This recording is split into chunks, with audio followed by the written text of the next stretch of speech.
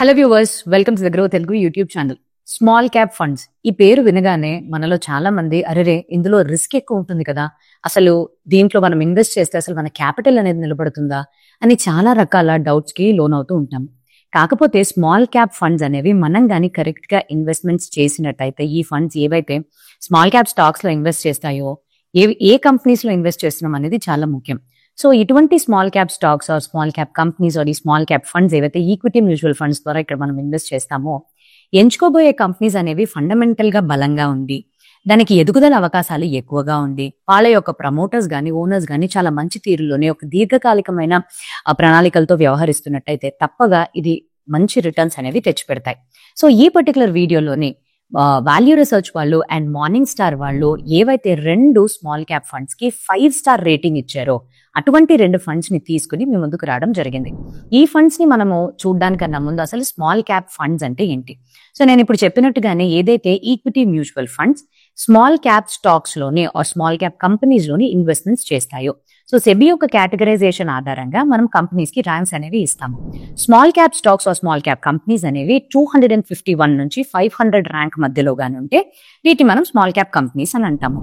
So ఏవైతే equity mutual funds ఇటువంటి వాటిల్లోని దాని యొక్క అసెట్స్ లో మినిమం 65% వరకు ఇన్వెస్ట్ చేస్తుందో దాన్ని మనం స్మాల్ క్యాప్ ఫండ్స్ అని అంటూ ఉంటాము. అయితే మిగతా 35%, ఈ 35% అనేది ఆ ఫండ్ ని మేనేజ్ చేసే మేనేజర్ యొక్క చేతుల్లో ఉంటుంది. ఆయన మార్కెట్ యొక్క పరిస్థితుల్ని బట్టి వాళ్ళకి కావాల్సిన టార్గెట్స్ యొక్క ఆధారంగా ఇన్వెస్టర్స్ యొక్క సెంటిమెంట్స్ ని బట్టి వీటన్నిటిని పరిగణలోకి తీసుకుని మిగతా 35% ని ఏదర్ లార్జ్ క్యాప్ కంపెనీస్ లోనే లేకపోతే మిడ్ క్యాప్ లోనే లేకపోతే అసలు సరైన అవకాశాలు లేకపోతే క్యాష్ కిందే వాళ్ళు హోల్డ్ చేసేస్తారు.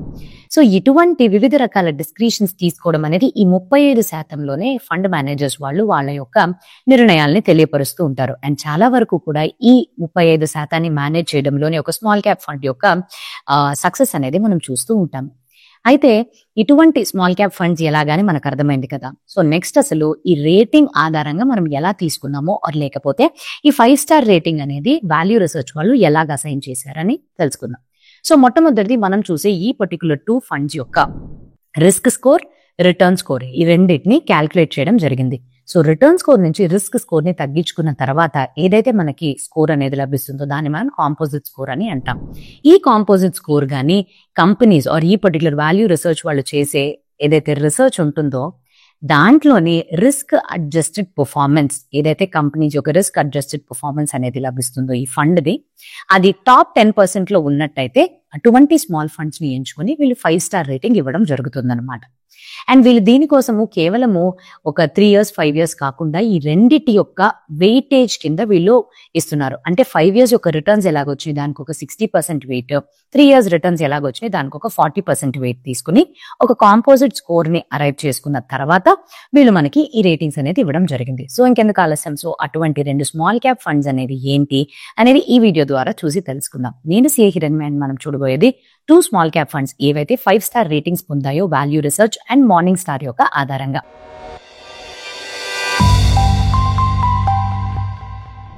మొట్టమొదటిది Nippon small cap fund direct growth plan. So ఇది 16 September 2010లోని ప్రవేశపెట్టారు. 2017 నుంచి ఇప్పటిదాకా అంటే గత 8 సంవత్సరాలుగా దీన్ని సమీర్ రాజ్ గారు ఫండ్ మేనేజర్ గా నిర్వర్తిస్తున్నారు.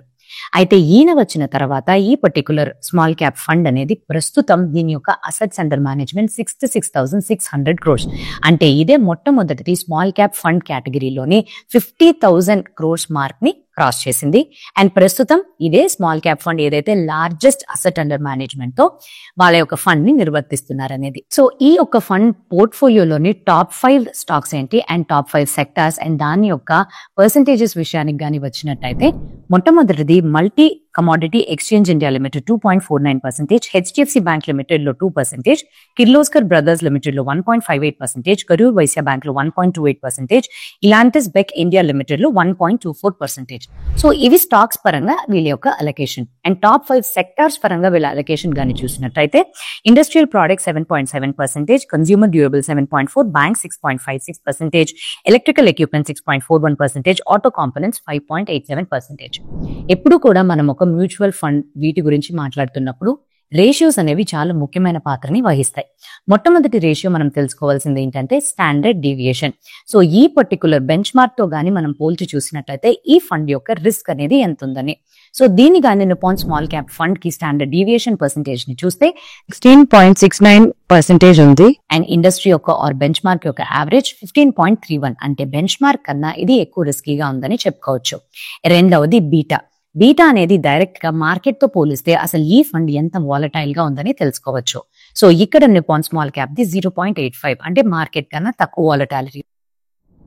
సో నెక్స్ట్ ఈ ఫండ్ కి సంబంధించిన రేషియో అనేది షార్పే రేషియో. సో షార్పే రేషియో అనేది 1.32 టైమ్స్ ఉంది. అంటే 1 అడిషనల్ యూనిట్ ఆఫ్ రిస్క్ గాని తీసుకున్నట్టయితే మీకు లభించే రిటర్న్ 1.32 టైమ్స్. అండ్ అలానే సార్టినో రేషియో విషయానికి గాని వచ్చినట్టయితే 1.82 టైమ్స్. అంటే ఈ ఫండ్ చాలా డౌన్ సైడ్ రిస్క్ లో ఉన్నప్పటికీ కూడా ఒక 1.82 టైమ్స్ వరకు రిటర్న్ అనేది ఇస్తుందని అర్థం. And next up side capture ratio. So ఇది ఈ ఫండ్ కి 101% ఉంది. అంటే మార్కెట్ ఎప్పుడైతే పెరుగుతుందో ఈ బెంచ్ మార్క్ 10% కానీ పెరిగితే ఈ పర్టికులర్ ఫండ్ 10.1% పెరుగుతుంది. అండ్ అలానే డౌన్ సైడ్ క్యాప్చర్ రేషియో అనేది దీనికి ఆపోజిట్. సో 84% ఉంది. పడిపోయే మార్కెట్ లో బెంచ్ మార్క్ 10% పడిపోతే ఈ ఫండ్ 8.4% పడిపోతుంది. గత 5 సంవత్సరాల్లోని ఈ ఫండ్ యొక్క ఇన్ఫర్మేషన్ రేషియో గాని తీస్తే 0.65. ఈ పర్టికులర్ ఫండ్ అసలు బెంచ్ మార్క్ తో పోలిస్తే ఎటువంటి రిటర్న్స్ ని వాళ్ళ యొక్క ఇన్వెస్టర్స్ కి ఇచ్చిందని గాని చూసినట్టయితే మొట్టమొదటిది 3 ఇయర్, 5 ఇయర్, 7 ఇయర్, 10 ఇయర్ ఇవన్నీ టైమ్ లైన్స్ లో కూడా ఈ పర్టికులర్ ఫండ్ బెంచ్ మార్క్ తో పోలిస్తే అవుట్ పర్ఫార్మ్ చేసినట్టుగా తెలుస్తుంది. అండ్ నెక్స్ట్ ఈ ఫండ్ ఇలా పర్ఫార్మ్ చేయడానికి గల కారణం ఏంటి, లేకపోతే ఇది ఇంత విభిన్నంగా 5 స్టార్ రేటింగ్ పొందడానికి గల కారణం ఏంటి? సో మొట్టమొదటిది ఈ ఫండ్ ని మేనేజ్ చేస్తున్న ఫండ్ మేనేజర్స్ యొక్క మంచి తెలివితేటలని చెప్పుకోవాలి. మొట్టమొదటిది వాళ్ళు రైట్ రిస్క్ ఇన్వెస్టింగ్ స్ట్రాటజీని ఫాలో అవుతున్నారు. అంటే అవసరం లేకుండా రిస్క్ అనేది తీసుకోవట్లే. వాళ్ళు ఎంచుకుని ఇన్వెస్ట్మెంట్స్ చేసే కంపెనీస్ యొక్క ఫండమెంటల్స్ చాలా బలంగా ఉన్నప్పటికీ కూడా మిగతా విషయాల్ని పరిగణనలోకి తీసుకుని దీర్ఘకాలికమైన ఎదుగుదల ఎలాగుంటుంది, కంపెనీస్ కి తాత్కాలికంగా ఉండే ఎదుగుదల అవకాశాలు ఎలాగున్నాయి అండ్ వివిధ రకాల పరిమితుల్లో తీసుకునే చూస్తున్నారు. అండ్ అలానే వీళ్ళు growth at reasonable price GARP అనే ఈ స్ట్రాటజీ ఫాలో అవడం తోటి చాలా సులువుగా అవసరం లేని ఓవర్ వాల్యూడ్ స్టాక్స్ వెనక వెళ్లకుండా చాలా బ్యాలెన్స్డ్ గా ఉండే స్టాక్స్ నే వీళ్ళు ఎంచుకోవడం అనేది జరుగుతుంది. అండ్ అలానే ఈ పర్టికులర్ ఫండ్ యొక్క అన్ని స్టాక్స్ లో ఎంతెంత వీళ్ళు ఇన్వెస్ట్మెంట్స్ చేశారని చూస్తే కేవలం 0.5 నుంచి 1% మాత్రమే. అంటే చాలా బ్యాలెన్స్డ్ గా అన్నిటికీ కూడా మంచిగా వీళ్ళు ఈక్వల్ గా ఇంపార్టెన్స్ ఇస్తున్నట్టుగానే తెలుస్తుంది. అండ్ ఫైనల్ గా నిఫ్టీ మైక్రో క్యాప్ 250 ఇండెక్స్ తో పాటు పోల్చి చూసినట్టయితే కామన్ గా 46 స్టాక్స్ వీళ్ళ యొక్క పోర్ట్ఫోలియోలో కూడా ఉన్నాయి. అంటే వీళ్ళు మైక్రో క్యాప్ కంపెనీస్ లో కూడా ఇన్వెస్ట్మెంట్స్ చేస్తున్నట్టుగా. మైక్రో క్యాప్ కంపెనీస్ ఇంకా ప్రూవ్ చేసుకున్నప్పటికీ కూడా మంచి ఎదుగుదల ఉన్నట్టయితే మేనేజర్స్ అటువంటి అవకాశాలు వదులుకోవట్లేదు. సో ఇది Nippon small cap fund direct growth plan గురించి. రెండవది Bandhan small cap fund direct plan growth. So ఇక్కడ ఈ పర్టికులర్ ఫండ్ ని 25 ఫిబ్రవరి 2020లో ప్రవేశపెట్టారు. అండ్ ఈ ఫండ్ ని 4 కలిసి మేనేజ్ చేస్తున్నారు. డొమెస్టిక్ పోర్ట్ఫోలియో ఒకరు, ఓవర్సీస్ ఇన్వెస్ట్మెంట్ ఇంకో 2. సో డొమెస్టిక్ పోర్ట్ఫోలియోని మేనేజ్ చేస్తుంది మనీష్ గున్ఫారి and Kirti Jain. Overseas investments ని రితికా బెహ్రా అండ్ గౌరవ్ సత్రా చూసుకుంటున్నారు. 30 జూన్ 2025 కల్లా వీళ్ళ అసెట్స్ అండర్ మేనేజ్మెంట్ 12,981 crores వద్ద ఉన్నాయి. ఇప్పుడు ఈ పర్టికులర్ ఫండ్ యొక్క రేషియోస్ గురించి మాట్లాడుకుందాం. మొట్టమొదటిది స్టాండర్డ్ డీవియేషన్. ఇంతకు ముందు చెప్పినట్టుగానే స్మాల్ క్యాప్ ఫండ్ కేటగిరీ యొక్క బెంచ్ మార్క్ యొక్క యావరేజ్ తీసుకున్నట్టయితే 15.31% ఉన్న స్టాండర్డ్ డీవియేషన్ కి ఈ ఫండ్ తో పోలిస్తే 17.83 ఉంది ఈ ఫండ్ కి. ఎక్కువగా రిస్కీగా ఉందని చెప్పుకోవచ్చు కేటగిరీతో పోలిస్తే. బీటా విషయానికి వచ్చినట్టయితే మార్కెట్ కన్నా తక్కువే ఉంది, వాలటాలిటీ 0.9 మాత్రమే. షార్పే రేషియో విషయానికి వస్తే 1.53 టైమ్స్. మీరు తీసుకునే అడిషనల్ యూనిట్ ఆఫ్ రిస్క్ కి 1.53 టైమ్స్ రిటర్న్ అనేది మీకు లభిస్తుంది. సార్టినో రేషియో 2.31. ఎప్పుడైతే సార్టినో రేషియో 2 ని దాటుందో అది మంచి ఇండికేషన్ అని చెప్పుకోవచ్చు. సో ఇక్కడ ప్రతి డౌన్ సైడ్ రిస్క్ కి మీకు 2.31 టైమ్స్ రిటర్న్ అనేది లభిస్తుంది.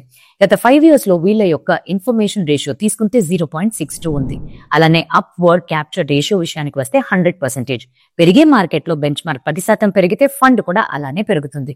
డౌన్ సైడ్ క్యాప్చర్ రేషియో 84% ఉంది.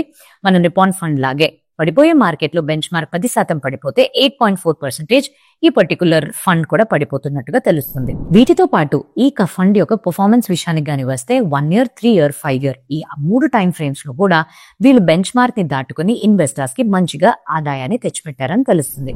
అయితే దీంట్లో ఉండే ప్రత్యేకత ఏంటి? ఇక్కడ ఉండే ఫండ్ మేనేజర్స్ నేను ఇదివరకు చెప్పేటట్టుగానే వీళ్ళు ఒక మంచి స్ట్రాటజీని ఫాలో అవుతున్నారు. గ్రోత్ అట్ రీజనబుల్ ప్రైస్ ఇంతకు ముందు నిపాన్ ఫండ్ లాగే ఫాలో అవుతున్నారు. కానీ ఇక్కడ అడిషనల్ గా కూడా ఒక కంపెనీ బలంగా ఉంది ఫండమెంటల్స్ పరంగా అని మాత్రమే కాకుండా ఆ కంపెనీ యొక్క ఓనర్స్ గానీ, ఆ కంపెనీ యొక్క ప్రమోటర్స్ గానీ ఎటువంటి తీరులోనే దీర్ఘకాలికమైన ప్రణాళికలు వేస్తున్నారు అనే దాని మీద ఎక్కువగా దృష్టి పెడుతున్నారు. అండ్ ఇక్కడతో ఆగిపోకుండా వీళ్ళు ఇంకొక స్టెప్ ఫర్దర్ వెళ్ళి కంపెనీ ఈ పర్టికులర్ ఫండ్ కి సంబంధించిన ప్రాఫిట్స్ కానీ, రిటర్న్ ఆన్ క్యాపిటల్ ఇన్వెస్టెడ్ కానీ ఎలాగున్నాయి, మంచిగానే పాస్ట్ లో పర్ఫార్మెన్స్ చూపించినట్టయితే అప్పుడే వీళ్ళు నెక్స్ట్ స్టెప్ తీసి పెడుతున్నారు. అండ్ వీళ్ళు వాళ్ళ యొక్క 35% ఆఫ్ అసెట్స్ ని చాలా బాగా హ్యాండిల్ చేస్తున్నారని చెప్పుకోవచ్చు. కొన్ని మైక్రో క్యాప్ స్టాక్స్ అయినా అంటే 500 కన్నా ఎక్కువ రేటింగ్ ఉండే కంపెనీస్ లోని ఇన్వెస్ట్మెంట్స్ చేస్తున్నారు. ఎలాగంటే సౌత్ ఇండియన్ బ్యాంక్ లోని ఒక 2.36%, కర్ణాటక బ్యాంక్ లోని 1.08, అరవింద్ లిమిటెడ్ లో ఒక 1.47%.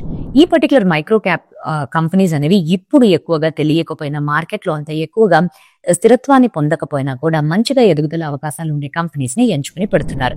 వీళ్ళ యొక్క పోర్ట్ఫోలియో చాలా వైడ్ గా 184 స్టాక్స్ లో ఇన్వెస్ట్మెంట్స్ చేస్తున్నట్టుగా తెలుస్తుంది.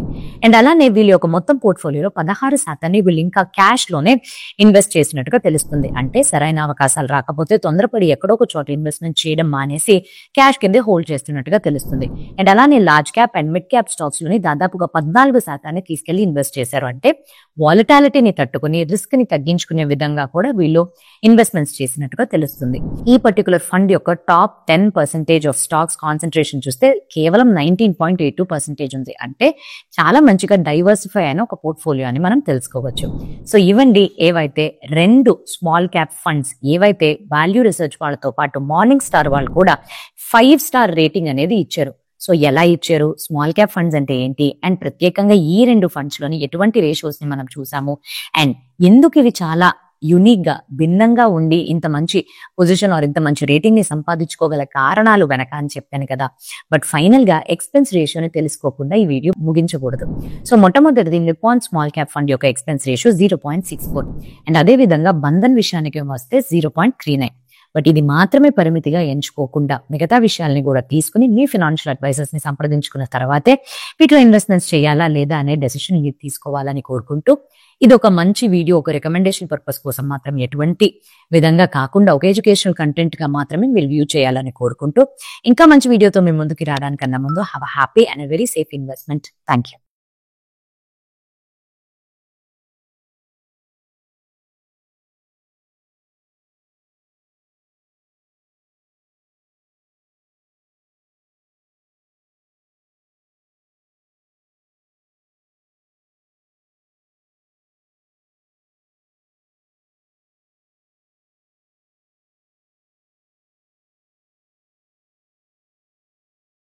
Investment in securities market are subject to market risks. Read all the related documents carefully before investing. Please read the risk disclosure documents carefully before investing in equity shares, derivatives, mutual fund, and or other instruments traded on the stock exchanges.